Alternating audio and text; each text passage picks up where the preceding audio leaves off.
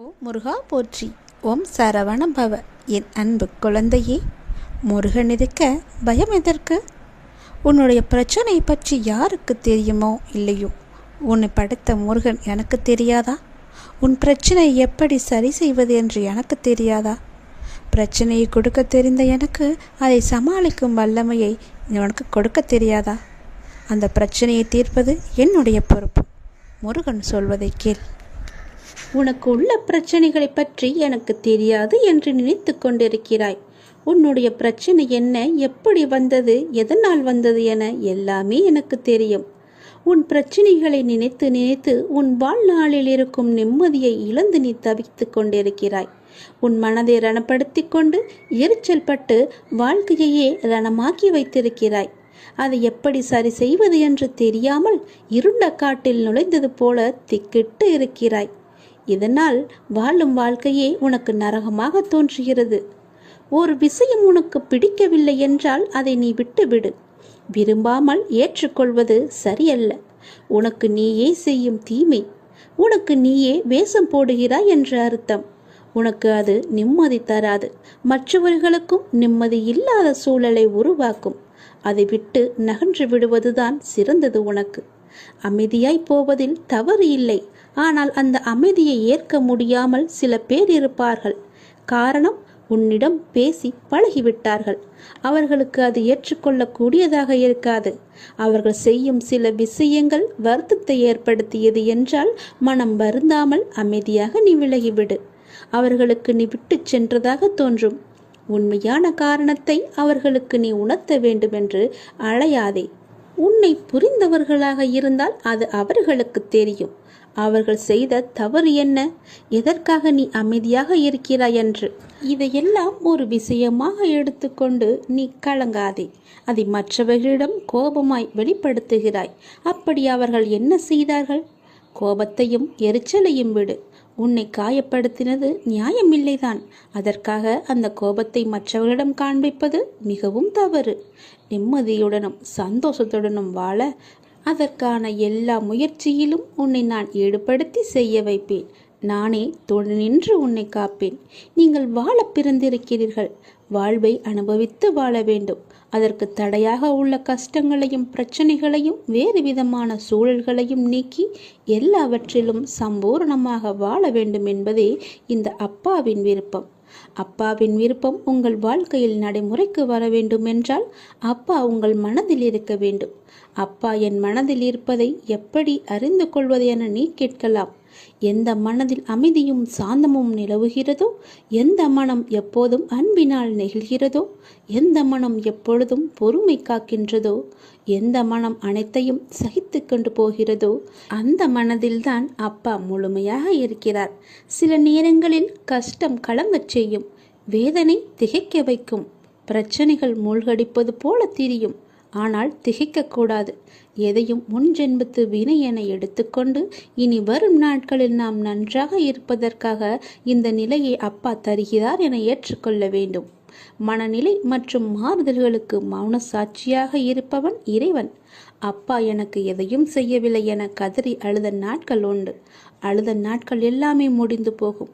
ஆனந்தமான காலம் உங்களுக்காக காத்திருக்கிறது. மரம் இலைகளை உதிர்க்க ஆரம்பித்து மொட்டையாகி நின்றால் மரம் பட்டுவிட்டது என நாம் கதறுவது கிடையாதே. இது இலையுதிர்காலம், இனி வசந்த காலம் வரும் என்பதை நினைத்து நாம் காத்திருப்போம் இல்லையா? அப்படியேதான் உங்களுடைய வாழ்க்கையும். இந்த துன்ப நாட்கள் எல்லாமே முடிவுக்கு வரும். முடிவுக்கு வந்து உங்களுக்கு இன்பம் சேரப்போகிறது.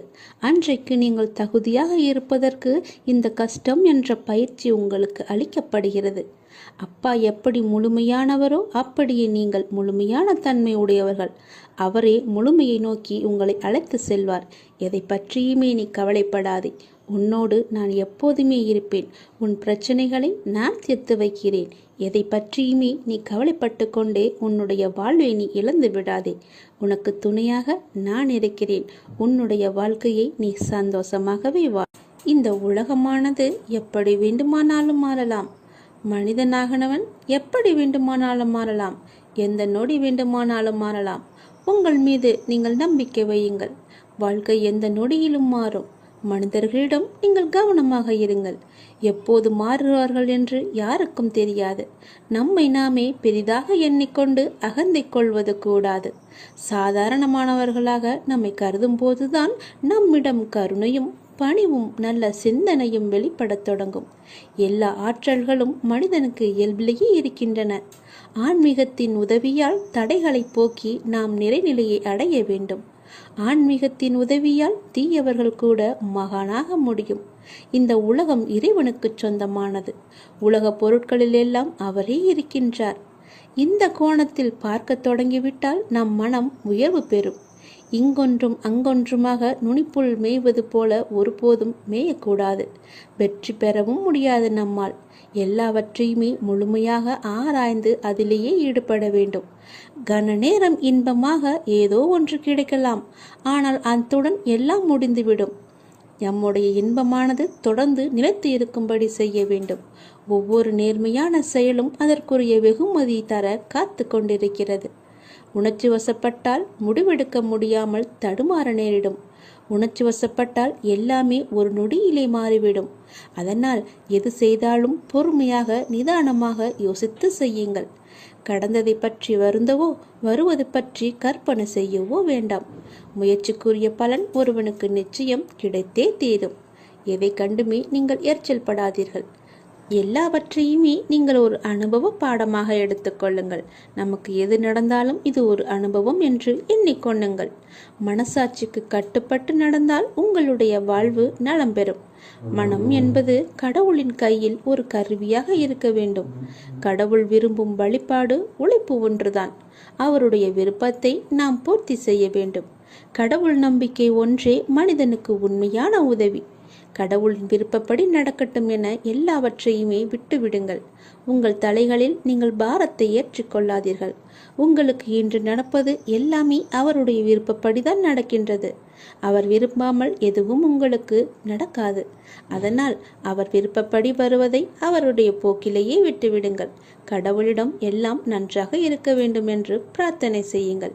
எல்லாம் உங்கள் இஷ்டப்படியே நடக்கட்டும் என்று அவரிடம் விட்டுவிடுங்கள். நீங்கள் எது செய்தாலும் எனக்கு நன்மையாக மட்டும்தான் இருக்கும் என்று அவர் மீது நீங்கள் நம்பிக்கை கொள்ளுங்கள். மற்ற எல்லாவற்றையும் அவரே பார்த்து கொள்வார். நீங்கள் பயமின்றி நிம்மதியாக கவலைப்படாமல் சந்தோஷமாகவே இருக்கலாம். உனக்கு நிறையவே பிரச்சனை இருக்கிறது. எதை சொல்லி எங்கே போய் அழுவது என்று தெரியாமல் நீ தினமும் புலம்பி தவித்து கொண்டிருக்கிறாய். எனக்கென்று யாருமே இல்லையே, நீங்களும் இருக்க மாட்டீர்களா அப்பா என்று என்னிடமே நீ கேட்கிறாய். உனக்கு யார் இல்லை? எல்லோருமே இருக்கிறார்களே. நீதான் அவர்களை புரிந்து கொள்ளவில்லை. யார் என்று சொல்கிறேன் தெரியுமா? அந்த கடவுளை தான் சொல்கிறேன். உனக்காக அம்மாவாக அந்த அம்மன் இருக்கிறார். அப்பாவாக அப்பன் ஈசன் இருக்கிறார். குருவாக நானும் இருக்கிறேன்.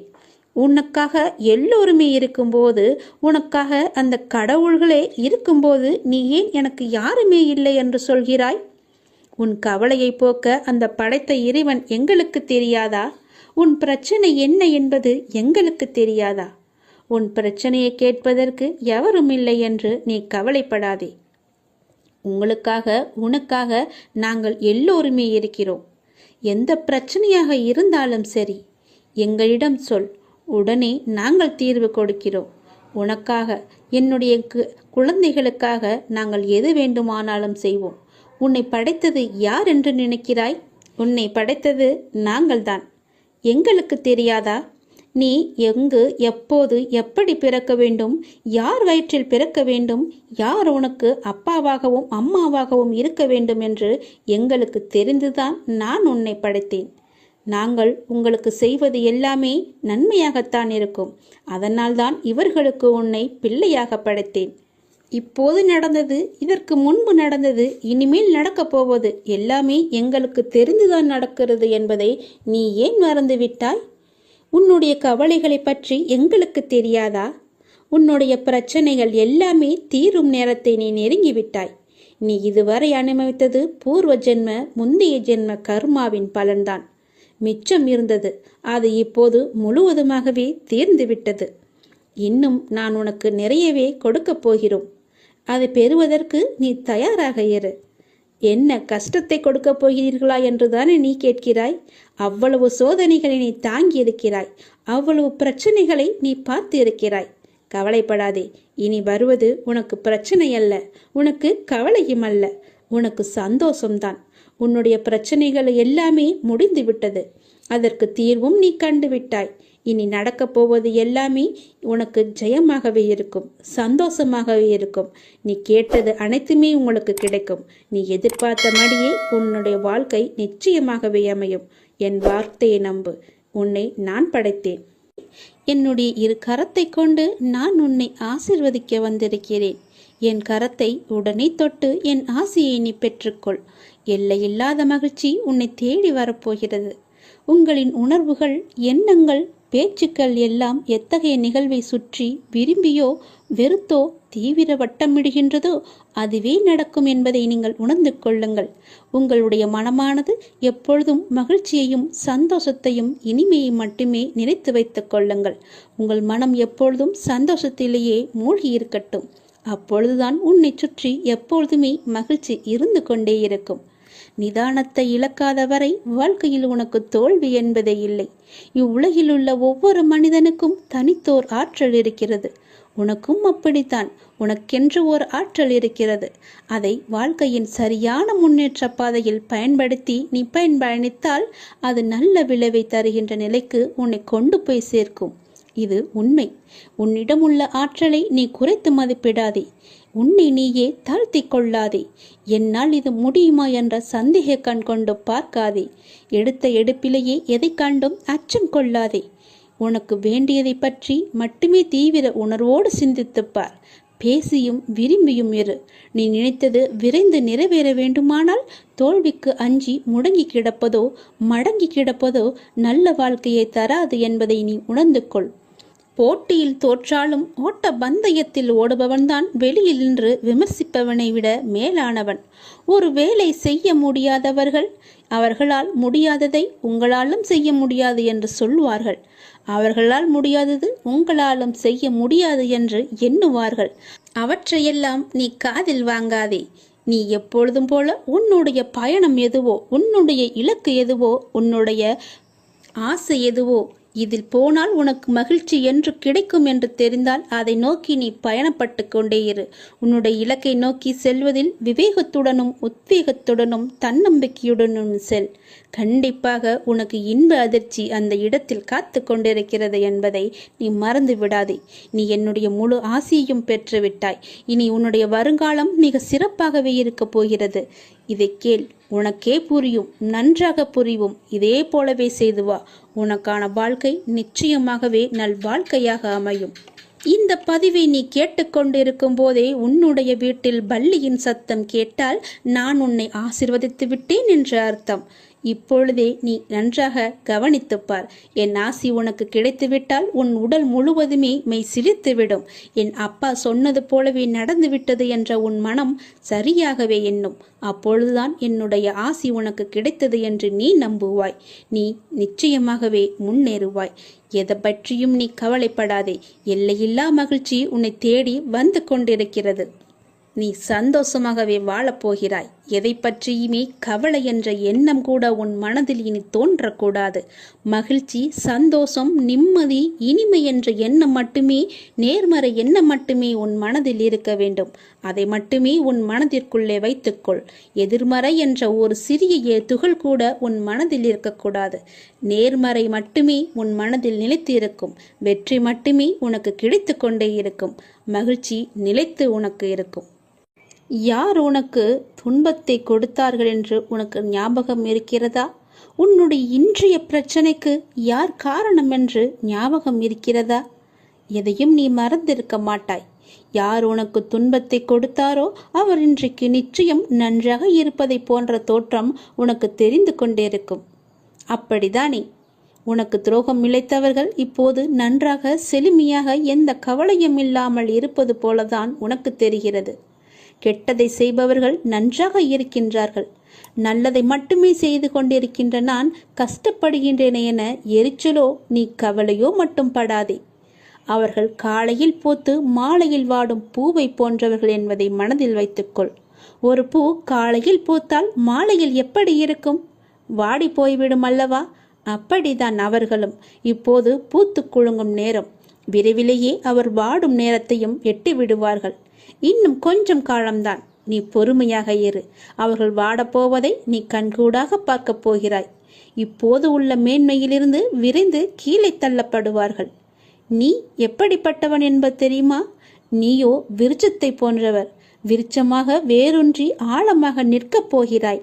எல்லோருக்கும் நிழல் தரும் மரமாக இருக்கப் போகிறாய். அநேகம் பேர் உன்னை ஏமாற்ற வந்தாலும் நீ எதற்குமே அயர்ந்து போகாதே. எத்தனை இழப்புகள் வந்தாலும் சோர்ந்து போகாதே. நான் ஆழமாக வேர் விட்டிருக்கும் விருட்சம் என்று சொல்லிக்கொள்.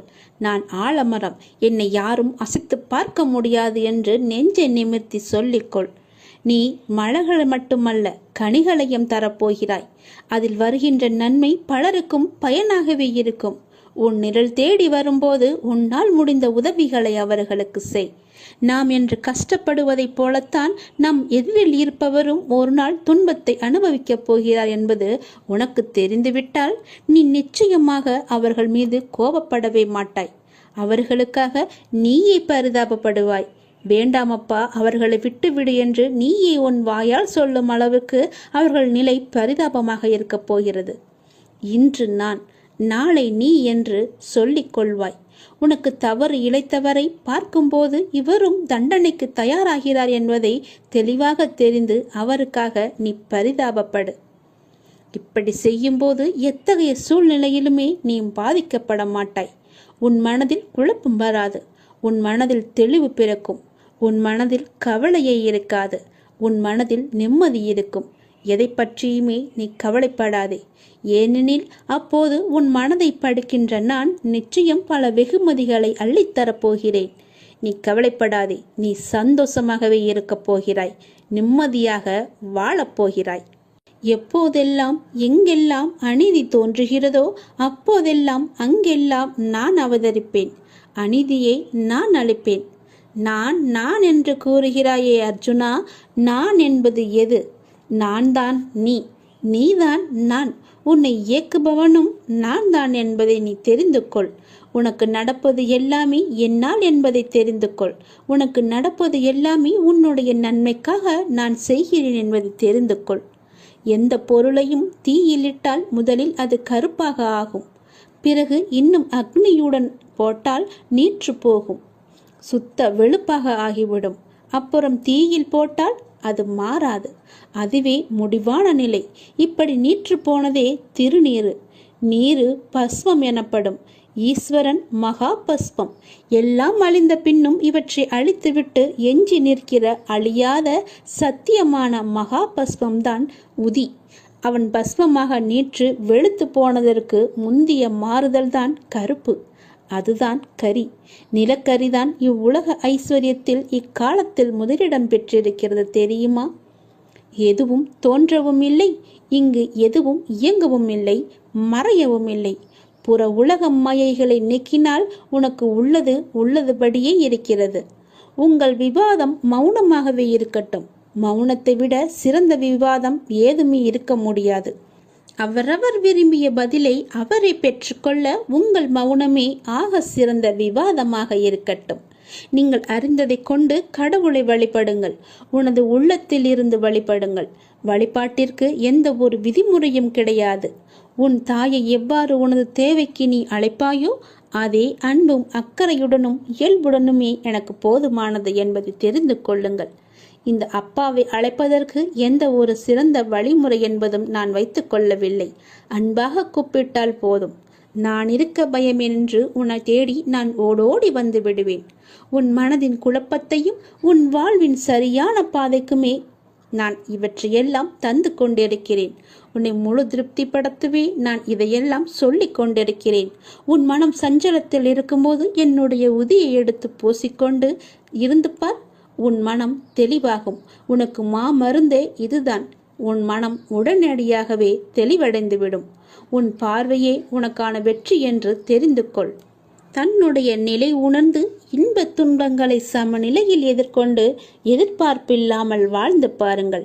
உங்கள் வாழ்வில் எதிர்பார்ப்பு இருந்தால் உங்கள் வாழ்க்கையே நிம்மதி இல்லாமல் போய்விடும். இன்று இப்போது இந்த நொடிதான் நமக்கு உள்ளது என்று சந்தோஷமாக வாழுங்கள். எதிர்பார்ப்பு இன்றி வாழ்ந்து பாருங்கள். நிம்மதி நிலைத்து இருக்கும்.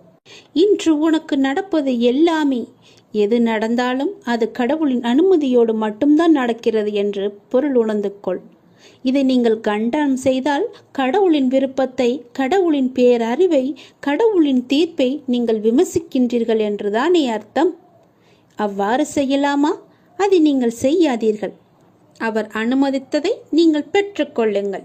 எதுவாக இருந்தாலுமே இது கடவுளின் செயல் என்று நினைத்து சந்தோஷமாக இருங்கள். உங்களுக்கு அமைதி கிட்டும். நம் விருப்பமா உலகை இயக்குகிறது? இல்லையே. கடவுள் பொருள்களை முழுமையாக பார்க்கிறார். மனிதன் பொருள்களை ஒரு பகுதியாக பார்க்கிறான். மனிதன் கடந்த காலம் மற்றும் எதிர்காலத்தில் இருந்து பிரிந்து நிகழ்ச்சிகளை நிகழ்காலத்தில் மட்டுமே பார்த்து கொண்டிருக்கிறான். கடவுளுக்கோ முன் நடந்ததும் தெரியும், பின் நடக்க போவதும் தெரியும், இப்போது நடக்க இருப்பதும் தெரியும். அதனால்தான் கடவுள் ஒற்றுமையை காண்கிறார், மனிதன் வேற்றுமையை காண்கின்றான். கடவுள் பூரணமான நியாயத்தை காணும் போது அதே தருணத்தில் மனிதனோ அதை காண்பதே கிடையாது. நீங்கள் கடவுளின் ஸ்தானத்தில் வைத்து பாருங்கள். நீங்களே கடவுள் என உணருங்கள். பிரபஞ்சம் முழுவதும் உங்களுக்கு படைப்பே என்றும் அனைத்தும் உங்கள் விருப்பத்தாலேயே நிகழ்கின்றன என்றும் உணர்ந்து கொள்ளுங்கள். உடனேயே உங்களுக்குள் அபரிமிதமான அமைதியும் ஆற்றலும் ஊற்றெடுப்பதை நீங்கள் உணர்ந்து கொள்வீர்கள். பிறர் நம்மை திட்டும் போது பிறர் உங்களை காரணமின்றி திட்டுவதாகவும் காரணமின்றி துன்புறுத்துவதாகவும் நீங்கள் கூறுகின்றீர்கள். அது உண்மையாக இருந்தாலும் கூட அதற்காக அலட்டிக் கொள்ளாதீர்கள். நிலைமையை பொறுமையுடன் சமாளியுங்கள். இக்கட்டான நிலைமைகளை சமாளிப்பதில் அமைதி ஒரு சக்தி வாய்ந்த ஆயுதம் என்பதை நீங்கள் காண்பீர்கள். யாராவது உங்களை திட்டினால் கண்களை மூடிக்கொண்டு பொறுமையாக இருங்கள். பிறர் அவர்கள் விருப்பம் போல நினைக்கட்டும், அவர்கள் விரும்புவதை சொல்லட்டும். இந்த உலகம் முட்டாள்களால் நிறைந்தது. நீங்கள் அறிவுடையவராக விளங்குங்கள். எல்லோர் முன்னிலையிலும் பணிவுடன் இருங்கள். எந்த நிலைமையிலும் அடக்கமாக இருங்கள். நான் உயர்ந்தவன் அல்லது தாழ்ந்தவன் என்ற எண்ணத்தை விடுத்து அனைவரிடமும் அனைத்திடத்தும் கடவுளை காண கற்றுக்கொண்டால்தான் இது சாத்தியமாகும். கடவுள் அப்படித்தான் விரும்புகிறார். எனவே அது அப்படியே இருக்கட்டும். பிறர் உங்களை நிந்திகையில் நீங்கள் மௌனமாக இருங்கள். கலக்கம் அடையாதீர்கள். பழி சொற்களை ஏற்றுக்கொண்டால் என்ன ஆகப் போகிறது? அடக்கத்திலும் தூய்மையிலும் நீங்கள் வளர்ச்சி அடைவீர்கள். அதுவே மிக பெரிய தவம் என்பதை தெரிந்து கொள்ளுங்கள். ஆன்மீகத்தில் நீங்கள் உயர்வடைவீர்கள். நிச்சயமாகவே யாராவது உங்களை வசிப்பாடினால் அவர்கள் முடிக்கும் வரை என்னுடைய நாமத்தை நீங்கள் ஜபித்து கொண்டே இருங்கள். வாய்விட்டு கூறினாலும் சரி, அவர்கள் கூறுவது உங்கள் காதுகளில் விழாது. நீங்கள் செவிடாகி விடுவீர்கள்.